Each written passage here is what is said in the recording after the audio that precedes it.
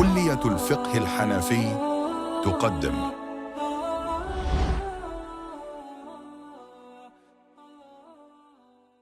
بسم الله الرحمن الرحيم. الحمد لله وحده والصلاة والسلام على من لا نبي بعده. أما بعد، سبحانك لا علم لنا إلا ما علمتنا إنك أنت العليم الحكيم. رب اشرح لي صدري ويسر لي أمري واحلل عقدة من لساني يفقهوا قولي. اللهم انفعنا بما علمتنا وعلمنا ما ينفعنا ربنا زدنا علما. After praising Allah subhanahu wa ta'ala, the Almighty, we send salutations upon His beloved Rasulullah sallallahu alaihi wasallam, and we make dua for ourselves and all for all the Muslimun. May Allah subhanahu wa ta'ala grant us the best of this world and hereafter, grant us the beneficial knowledge. Ameen ya Rabbal Alameen. So today we will be going through the last parts of the discussion of prostration of forgetfulness. There's only one or two things left to discuss today regarding this, so we will discuss this. And then we'll move on to the next title, the prostration of recital, the sajda at-tilawa. So we'll talk about this, the ruling of it being mandatory wajib. Who is it wajib on? We'll go through that inshallah. The 14 places, there are 14 places in the Quran where the verses of sajda is. So if you hear it, you'll recite it, then you have to do a sajda. So we'll talk about that. And when you do inside the prayer, and likewise if you do outside of the prayer, how a person will prostrate, and the ruling of whether a person can also bow instead of prostrating. So we will talk about that too, inshallah. Then also, if you join the Imam and he's reciting the verse, then how to join him, what to do, we'll talk about that. Then multiple verses or multiple times repeating the same verse of sajda, what happens as a result of that, we'll talk about that. And the concept of, the sajda of tilawa, I'll explain that as well, inshallah. And then method of performing it, which is going to come towards the end. Then we'll also do the prostration of gratitude. It's a very short topic, inshallah. We'll talk about that. And there's a little advice that he mentions at the end. We'll go through that for today, inshallah.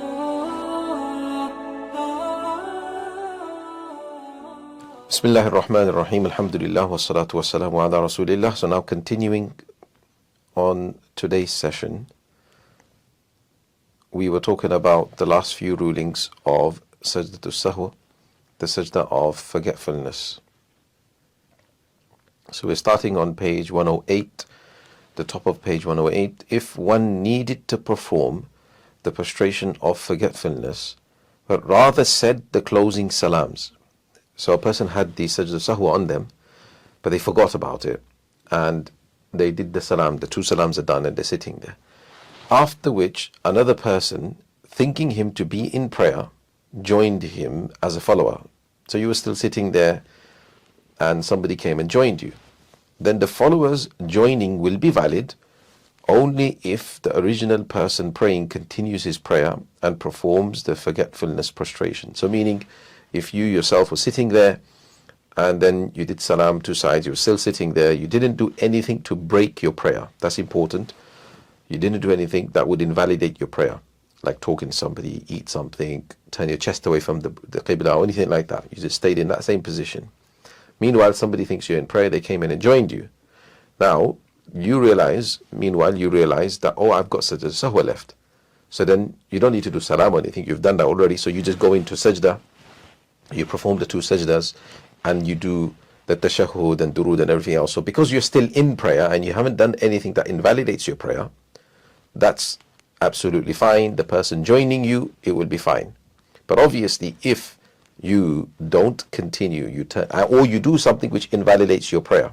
You turn your chest away from Qibla, and then you remember, oh no, I've got such a sahwa left. Too late. It's too late.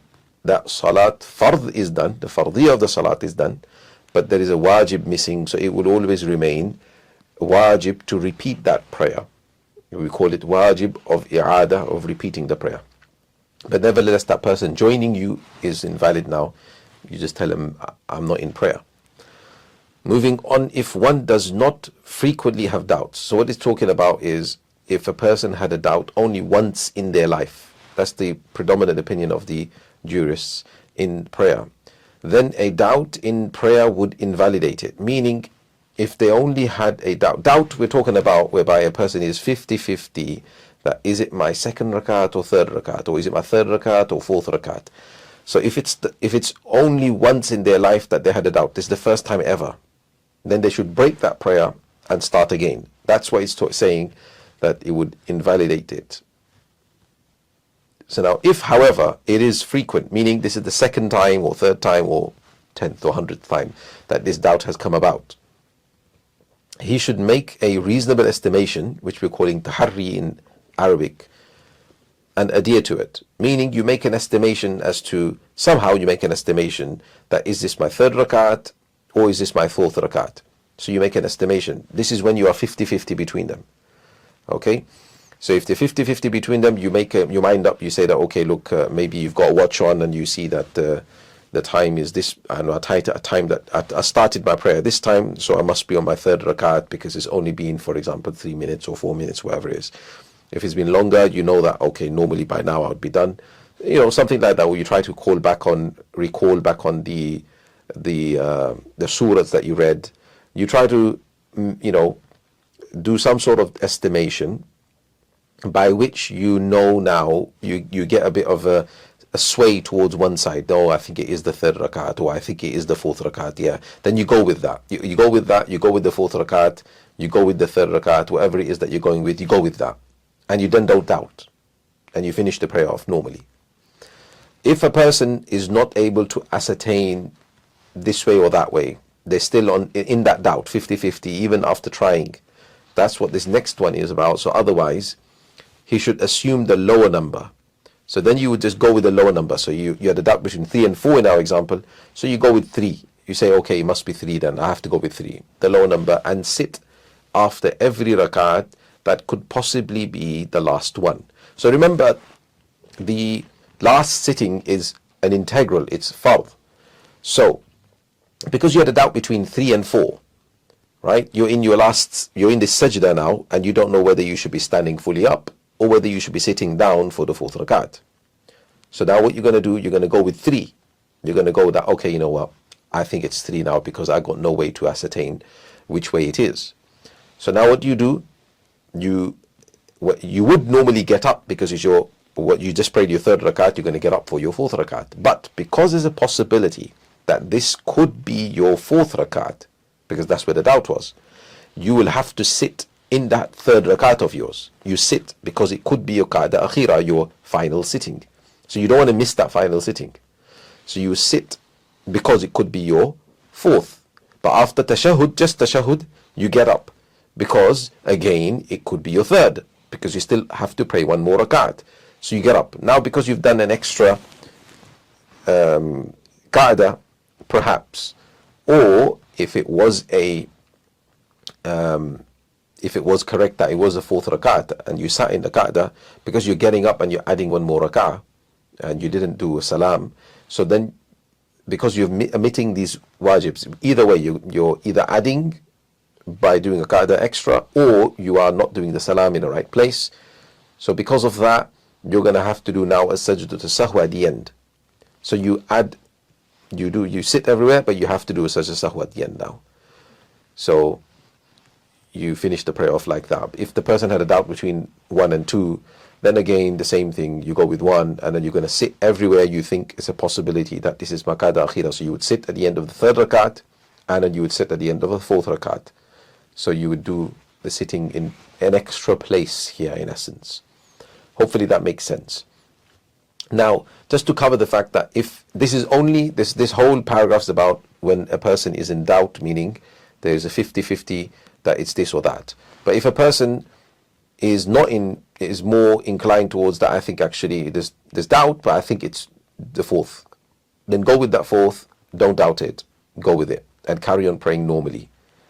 So that's what a person should do.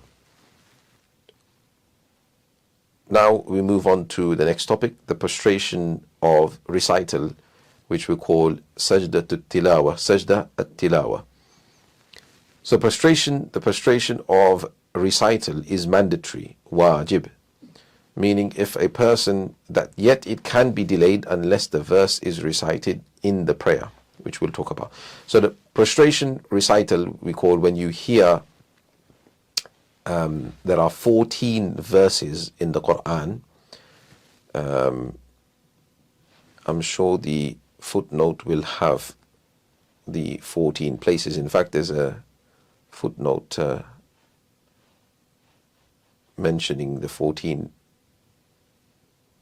places on page 194, it says on the next page. So anyway, if a person hears or recites these verses, then it will be wajib to do a sajda. It's just one sajda. So while standing, you recited the sajda verse. Straight away, you go into sajda and you come back up and you carry on reciting from where you left off, where you were. So it says that you should, it can be delayed, meaning let's say you were outside of salat, you were praying Quran, and you wanted to carry on reciting a few more pages or finish this whole juz off before you do your sajda. Okay, then you can do that. In fact, if a person wanted to recite the whole Quran and do all 14 sajdas at the end of recital in Quran, then that's fine also. That's okay. It is always better to perform the sajda sahwa straight away, just so you don't forget, or just so that because it's wajib, you don't want to, you might end up passing away and you may never get the chance to make up for those sajdas. So that's why you want to do it straight away. That's the best thing to do. But allowance is there outside of prayer that a person can delay it. But in prayer, that's why it says unless the verses are recited in prayer. In prayer, a person is not allowed to delay more than 3 verses. So the sajda verse they recited, then they should not delay more than 3 verses beyond that. So reciting 3 more verses, a person should not do that. I mean, that ruling will come later a bit more in detail, but that is the essence of in prayer, you don't want to be delaying. You want to do the sajda straight away in salat. Moving on to the next mas'ala, its legal cause, meaning the reasoning why a person has to do this, the prostration of recital, is a recitation of any one of 14 specific verses that are found in the following surahs. So he lists the surahs for you: Al-A'raf, Al-Ra'd, Al-Nahl, Al-Isra, Surah Maryam, Surah Al-Hajj, Surah Furqan, Surah Al-Naml, Surah Sajda, Surah Sad, Surah Fussilat, Surah Najm, Surah Inshiqaq, Surah Iqra, Bismi, which is also known as Surah Alaq. So these are the 14 surahs in which there is a sajda. Normally in the certain prints of the Quran, it will have it written there, will have an overline, and on the side it may be written a sajda in the footnote on the side of the Quran or the Mus'haf. It says, however, hearing the verse is a condition for the prostration to be mandatory. So you have to hear the verse or you have to recite the verse. So you recite the verse or you hear the verse, like I explained, then this will necessitate the sajda on a person, even if it were recited in a language other than Arabic, if the listener understood its meaning. So if a person recited it in English or any other language, the verse of prostration, and you understood the meaning of this, then you would also have to do a sajda sahwa. A sajda of tilawa, should I say. So this is going to be due on the person in other languages as well. Just to mention a few details here now on this particular part before we finish this. So in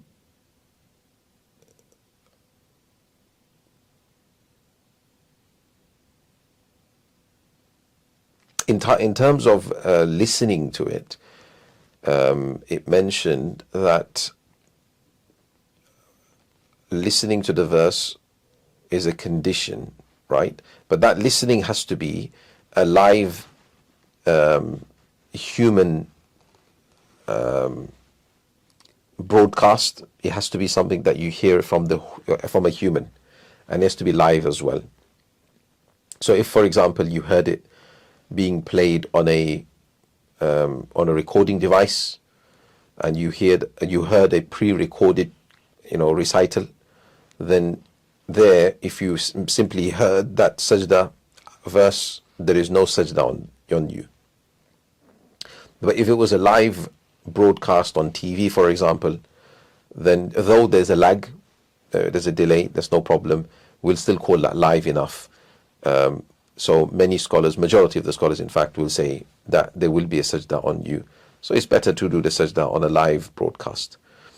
If a person heard it from a parrot, for example, somebody's parrot learnt a verse, repeating that verse, then because this is not a human being, then the condition is not met. That will not be, no sajda will be due. So, and likewise, if it's an echo, so it mentions there that if it's an echo, then again there would be no sajda on the person. So these are the rulings, I think, in terms of modern day masail, realistic ones. Okay. Moving on page 109, says that it can be fulfilled, meaning the sajda of recital can be fulfilled by an extra bowing or an extra prostration in the prayer if the verse is recited in that prayer. So it can be, normally the prostration of recital is performed, like I explained, that you go into prostration, into sajda. But if a person, instead of going into sajda, performed the ruku, the bowing, extra bowing, and then go back up, you say prostration, you can say, obviously the sajda of tilawah would be fulfilled. So you can do it by an extra bowing, it says as well. And where it says if the verse is recited in that prayer, meaning that it has to be, the verse has to be that, you're doing sajda for, has to be from this prayer. So if, for example, you prayed a prayer, let's say you prayed 2 rakats right now, and you did the sajda, you recited the sajda verse, but you didn't do a sajda for it. Then after prayer, you thought that I missed the sajda, so I'm going to do another 2 rakats and recite the same verse, and I will make up for it. No, you can't do that. Meaning the sajda which was recited in that, the verse that was recited in that verse, in that, prayer, that's the one that can be done for. You can't then pray another 2 rakats afterwards without reciting the same verse and just do an extra ruku or sujood. No, you can't do that. That's what he means by the verse is recited in that prayer. Anyway, moving on, the normal bowing of the prayer can also suffice. So if, for example, I was reciting Surah Alaq, the Iqra' Bismi Rabbika Alladhi Alaq, so there, because the verse of sajda is right at the end, so I recited the surah right at the end, and then instead of going into a sajda and performing an extra sajda, I just went into ruku', my normal ruku' of my normal rakat, and I had both intentions that in my ruku' I am performing the sajda tilawat as well, though it's not a sajda, but it's a ruku' of tilawah as well, then that will suffice. So it can be fulfilled in the normal bowing of the prayer too. It will suffice. Yet only if one intends the prostration of recital thereby. Like I said, you have to have intention in the ruku'. The only thing is you have to have the intention that I am doing I'm making for the recital that I did, I am making up for it. Whilst the normal prostration of the prayer will suffice even if not accompanied by such an intention. So if a person did the ruku, like I said, I prayed Iqra, Surah Alaq, I did the ruku and I didn't have intention, right? I didn't have intention. That's fine. Why? Because I would have gone into normal ruku, got up into the standing position in the qawma, and then I would have gone into sujood, into sajda. So that normal sajda of my prayer would suffice for that recital, okay, without an intention. I don't need an intention. Why? Because the main thing you have to understand is that the sajda is the original thing that you're meant to do. So when you're doing the original thing, which is the sajda, you don't need an intention. But when you're doing a ruku, which is a substitute of that sajda, because some people may not be able to do sajda, so then they can make up for it by doing the ruku. So because the ruku is a substitute here of the ruku, you have to, of the sujood, then you have to make an intention for it. So that's the idea here. So that's why he says, whilst the normal prostration of the prayer will suffice, even if not accompanied by such an intention. As long as it, meaning as long as that normal sajda, the normal bowing or the normal prostration is performed immediately. And I've explained this already previously. What it means by immediately is that it has to be performed before reciting 3 verses. Yeah, after its recital. So you've prayed the verse of sajda, after you recited the verse of sajda, within 3 rakats, you have to do it. That's what immediateness means. After 3 rakat, after reciting 3 verses, if you recite 3 verses now and or more than that, the fawr, we call the immediateness, is gone. Now this doesn't count as you doing immediately. So you carried on praying and you prayed the 4th verse now. Now you will have to, you have no choice, you will have to perform an extra bowing or extra prostration. Okay, you cannot make up for that sajda verse by your normal salat ruku or normal salat sujood. It will not fulfill that obligation, that wujub, that mandatory wajib that is due on the person. So hopefully that is understood. So in order for it to count, it has to be done, the normal sajda, normal ruku, for that to count towards the sajda, it has to be done within that immediate timing. If after that immediate timing, a person has to do a special ruku, a special sajda, in fact, as well, is able to be done.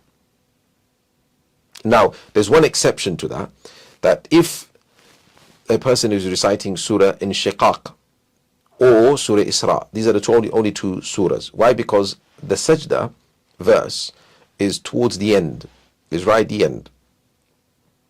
So towards the end of the surah. So because there are 3 additional verses at the end of, after the sajda verse, there are 3 more additional verses. A person is excused in these 2 surahs only. They're excused, they're allowed just to finish the surah off if they want to, and then the normal bowing and the normal prostration will suffice, but that will be only in these 2 surahs cases. There's an exceptional ruling here that the jurists have given because it's at the end anyway. So yeah, that will suffice for them 2 surahs only. But yeah, if this is all complicated, the best thing always to do in practice is always to do a sajda especially. And just the one thing to remember, that if a person does the sajda immediately when you get up, though you are allowed to go back into ruku straight away, you don't have to recite. It's better always to recite something more. I mean, now that you can recite that, if you know verses of that same surah, you can carry on. Or you can recite anything else. It doesn't have to be in order. I mean, you can think anything after that particular surah in the Quran, you recite in order, obviously. But it doesn't have to be immediately after it, meaning you can recite anything later on. So, yeah, something short even. A small surah, Qul huwallahu ahad wa inna a'tayna, something like this. Recite something and then go into ruku, and that's the best way to do this. Moving on. So joining the congregation in a rak'ah in which the imam had recited a verse of prostration and had already prostrated for it is effectively like joining him in it, meaning in the prostration. So if you join the imam, the congregation, so you're walking towards the congregation and you heard the imam, is a long masjid for example, right? And you heard the imam reciting a sajda verse. So now you heard it, you're going to have to do sajda. But by the time you catch the congregation, you join the rows, the imam already gone into sajda and had already got up. Now if you join the congregation in that rak'ah, meaning you're going to catch the imam in that same rak'ah, then your sajda is done with the imam. Even though you didn't actually do the sajda, it will count for you. It's no problem. But if you didn't catch that rak'ah, then after prayer or before you join the imam, you have to do the sajda outside of the prayer, because this now counts outside, because it's not in that rak'ah. If you understand, that is not in that rak'ah of yours because you missed that rak'ah. So therefore, you heard that sajda verse outside of the prayer. So if you heard somebody reciting a verse outside of the prayer, you would do the sajda outside of the prayer, so you have to do the sajda outside of the prayer. That's why he's saying otherwise he must perform his own prostration, meaning outside of the prayer, if he heard it from the imam. Okay? So only if you catch that rakat, it counts as you having done the sajda with the imam. So that is this ruling.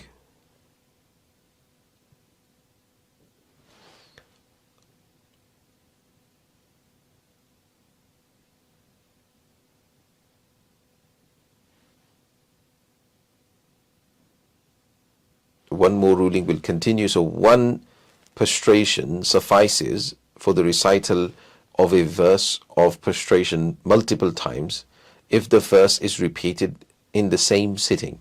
So in the same sitting, in the same session, if I'm sitting here and I'm reciting the same sajda verse multiple times because I'm learning it, or for whatever reason, then at the end of all of these recitals, if I recite it 10 times, for example, I only have to do one sajda and it suffices for all of them. Okay. However, if I prayed it once, if I prayed the sajda verse once and I did the sajda already, then I came back and I carried on reciting. If I recited, then because I already performed the sajda beforehand, I have to then perform another sajda at the end of all these recitals. Likewise, if I repeat the same verse in multiple settings, I'm here, then I go somewhere upstairs, then I go somewhere else, then I'm going to have to, for every setting, for every different session I have to do a separate sajda. Okay, it's only the recitals in that one session, in that one sitting, which can be gathered. Likewise, if I change the verse, if I read one verse, then I read a separate and different verse of sajda, then I will have to give, and have to do more, I have to do two sajdas now. So hopefully that is comprehensively understood there.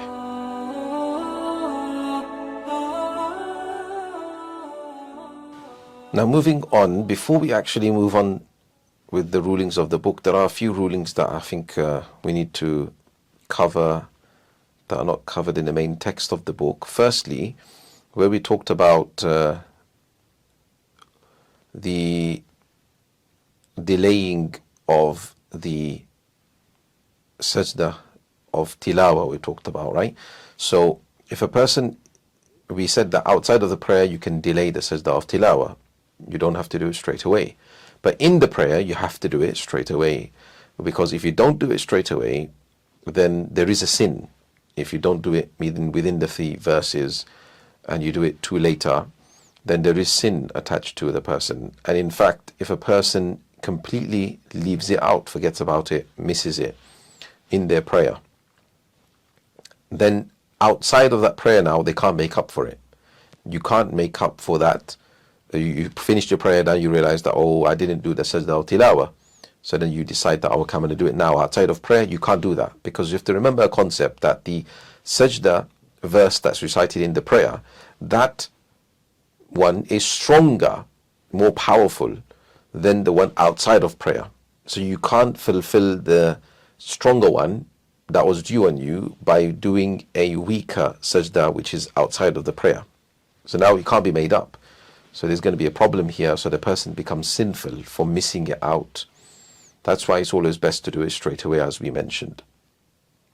Likewise, an important ruling is that we talked about when a person hears the sajda verse, then it becomes necessary upon them.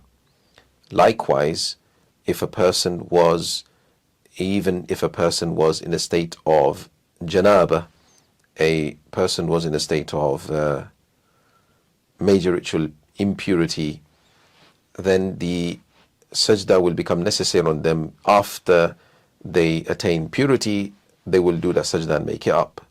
Why I'm mentioning this is because it's different to a child. Likewise, a woman in menstruation. This is a very common mas'ala. A woman in menstruation hears the sajda verse. So there is no sajda on her. Even after she becomes pure, there is no sajda on her. The same ruling applies to a woman in postnatal bleeding, in her nifas. There is no sajda on her, because the reason, concept, if you can understand, is because at that particular time, the woman in menstruation, likewise the woman postnatal bleeding, they are not mukallaf, they are not addressed by Shari'i rulings, just like a child or just like a insane person. So they're not being addressed. So even if they heard the verse, it's like there's no ruling on them. So this is a concept, if you remember, this is a practical mas'ala. Now, there's also one thing that we need to be aware of, that a lot of times people try to, which is going to come up ahead in the next mas'ala, that many times people, they don't want to listen to the verse. It's like somebody's reciting a surah, there's a verse coming up, so no, don't say it now, don't say it now, and the people close their ears, or they forcefully tell the person to be quiet. This is a wrong attitude, because doing sajda is an honor. It's an honor that in front of Allah, we are bowing our heads down, we get an opportunity to do an extra sajda. It should be an honor that you heard a verse and I am able to prostrate in front of Allah subhanahu wa ta'ala.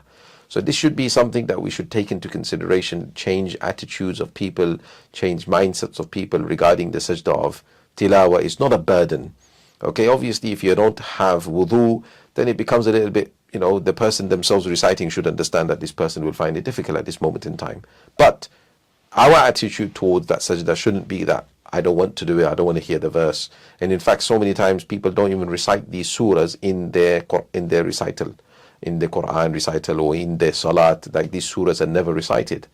It shouldn't be like that. It's like these surahs would be, if you personify them, we would be thinking that, what have I done wrong that you're not reciting me? So we should be reciting them. We should be honored to do extra sajda for the sake of Allah Ta'ala. So that's a few rulings that we had to clarify. There was also one more.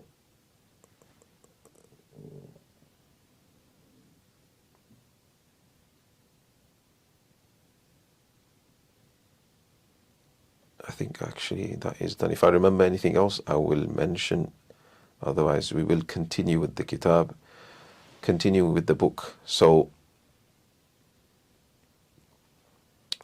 on page now 110, second entry, if a verse of prostration is recited before the prayer, then one's prostration for it within the prayer suffices. The opposite, however, does not hold true.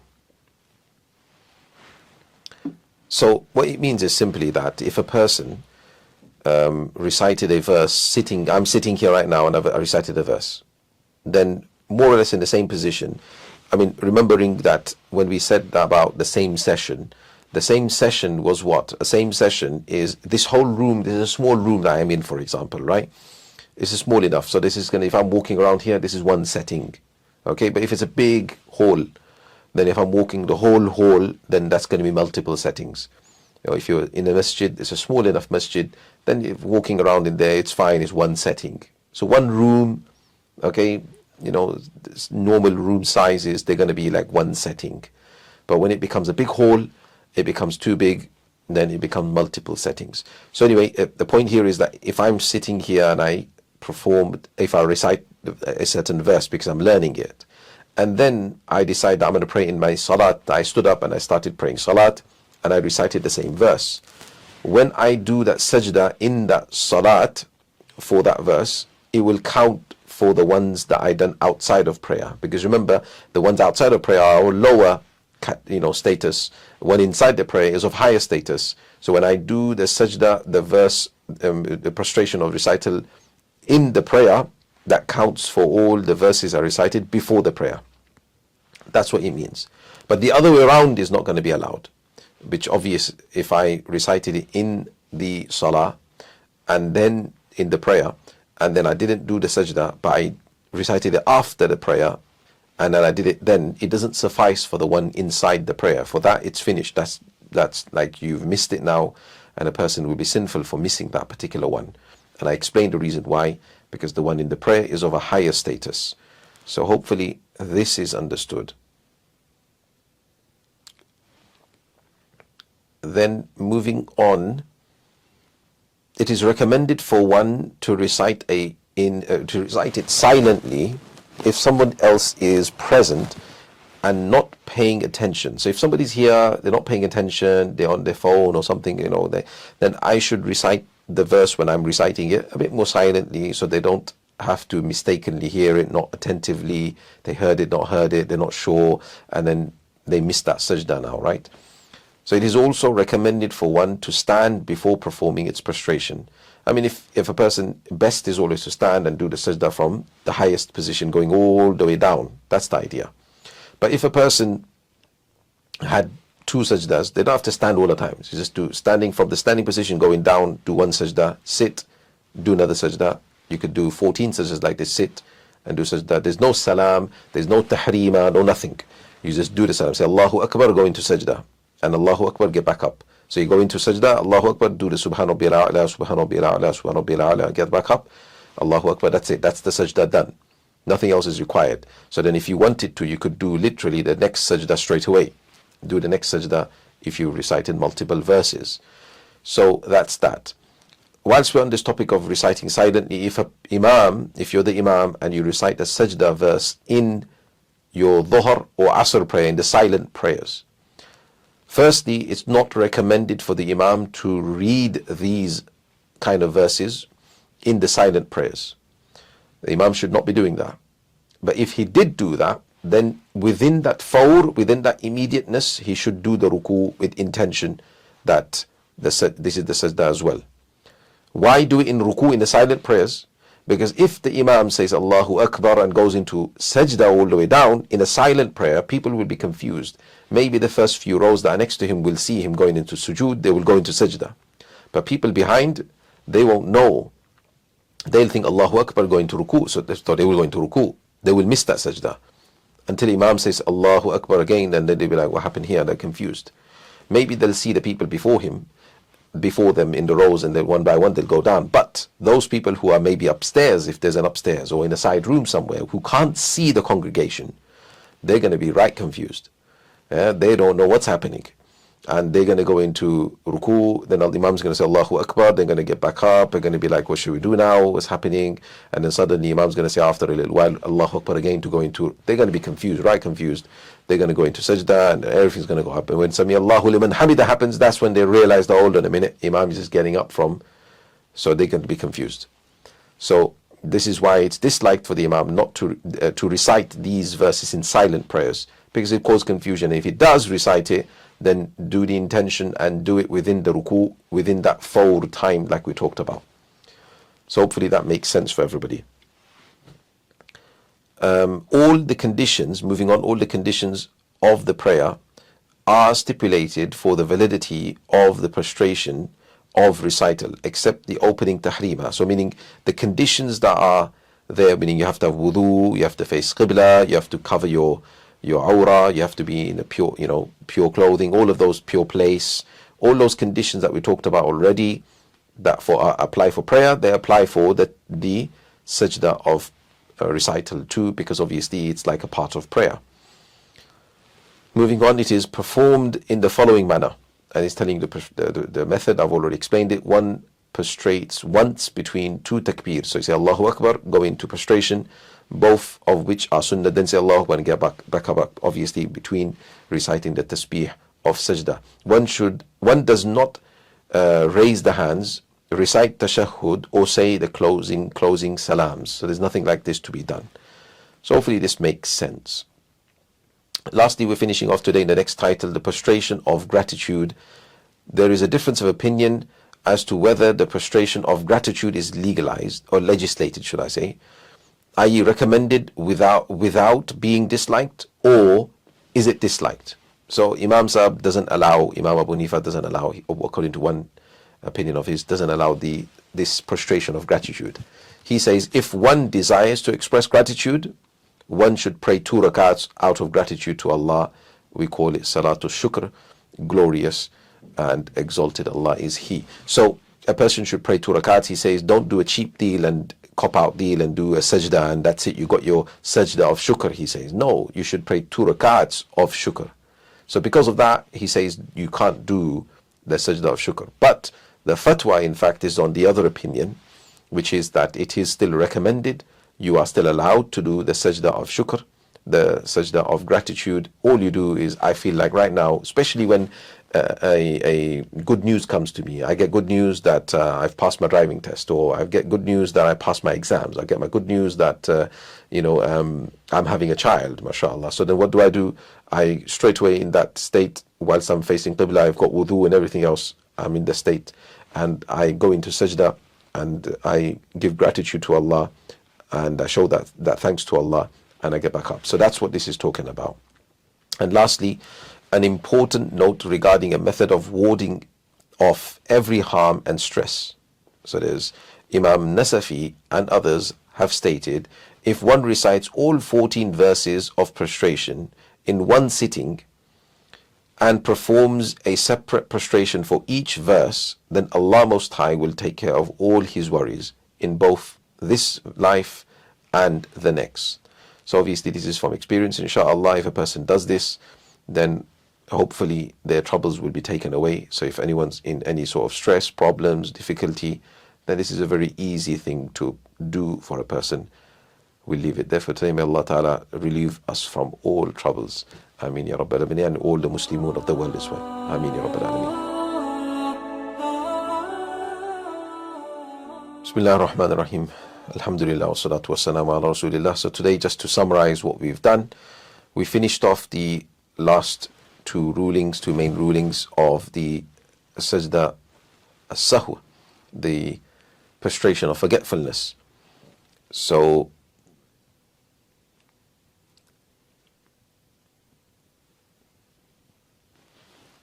we went through the last two rulings there about doubt, where a person, if you doubt, then you sit in every place where it's possible that it's your final prayer. If you go with the most common thing that people do anyway, which is that you go with the lower number.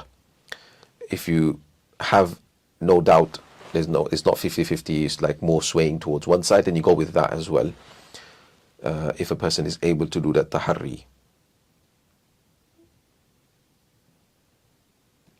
Likewise, if a person needed to perform their sajda, meaning sajda of sahw, but they forgot about it and they are finished their prayer, 2 salams, they're sitting there, as long as they have not done something to invalidate their prayer, they are still able to continue and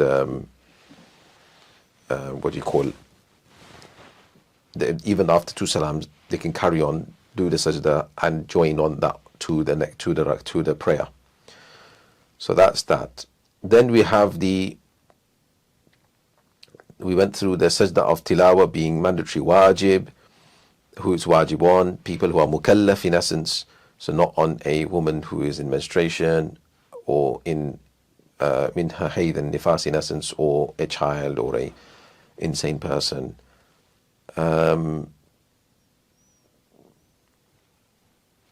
Then we went through the rulings of in prayer, if a person does the sajda, then making sure we understand that the tilawa, should I say, yes, the recital. So the recital in the prayer is superior in terms of its sajda is going to be more powerful. So therefore, a person must perform that sajda within the prayer. And optimally, that's what a person wants to do. But like we explained, if within the time the 3 rakats, within the 3, verses, if a person was to do the normal ruku with intention, that would count. This normal sujood would count without intention anyway. But if a person did it after the immediateness, then after the 3 verses, then you would have to do a separate ruku, extra ruku, or an extra sajda for the fulfilling of this particular obligation. Then we went through some other rulings too. I'm just going to do the main ones. One prostration for multiple same verses in the same session will be fine, will count. So at the end of all these recitals of the same verse in the same session, if afterwards a person does one sajda to make up for all of that, that's all fine. But as soon as the session changes or the verse changes, then a person will have to do the multiple sajdas.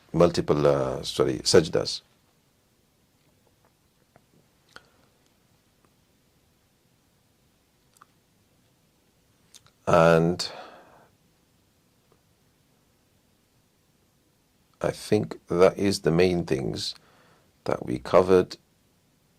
And we went through the method, and we went through then the sajda of shukr, which is, like I explained, the fatwa is that it's allowed. It's actually recommended on times when a person is blessed with some sort of blessing from Allah.